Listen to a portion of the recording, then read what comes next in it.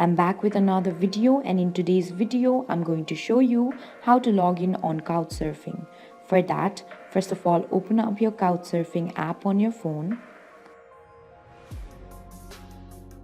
After you open up your app, there you can see that you can log in with Apple or Facebook. If you want to log in with your email, tap on login, which is on top right of your screen. Enter your email or username. After that, enter your password. When you're done, tap on login.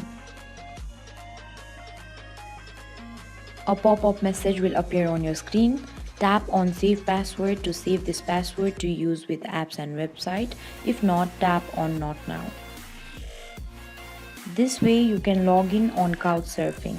Thank you for watching. If you like the video, please hit the like button. If you want to see more tutorial videos, hit the subscribe button, and if you have something to say, please leave a comment.